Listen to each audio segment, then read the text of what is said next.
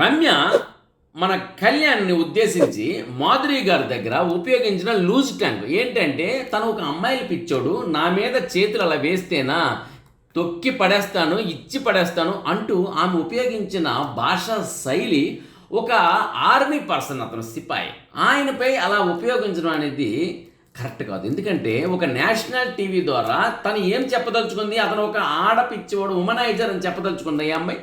ఒకవేళ నిజంగా ఆ అమ్మాయికి అలా అనిపిస్తే బయట నుండి వచ్చినప్పుడు బయట నుండి చూసి వచ్చింది కాబట్టి ఇక్కడ ఆ అబ్బాయికి కూర్చోబెట్టి, బాబు కళ్యాణ్, నువ్వు చేస్తున్న తప్పు ఇలా కనిపిస్తుంది, ఇలా ఉంటుంది, నువ్వు నీ పద్ధతి మార్చుకో అని చెప్పాలి పర్సనల్గా. అంతేగాని మాధురి గారి దగ్గర కూర్చొని చెప్పడం ఏంటి, మాధురి గారి దగ్గర అలా అనడం ఏంటి, ఆ మాధురి గారి దగ్గర తక్కువ చేసి మాట్లాడడం ఏంటి, దీనివల్ల నేషనల్ ఛానల్ ఎలా వెళ్తుంది? ఈ విషయానికి నాగార్జున గారు అమ్మాయికి క్లాస్ పీకారు. దాంతో అమ్మాయికి మొత్తం తడిచిపోయింది చెమటలతోని, పడాల కళ్యాణ్కి అయితే మొత్తం పడిపోయింది. ఇలా నాగార్జున గారు క్లాస్ పీకడంతో రమ్యకి చెమటలతో తడిసిపోయింది, పడాల కళ్యాణ్కి అయితే నెత్తిన కింద పూర్తిగా పడిపోయింది. ఇదండి. అయితే ఏదైనా సరే ఒక విషయం మాట్లాడుకుందాం.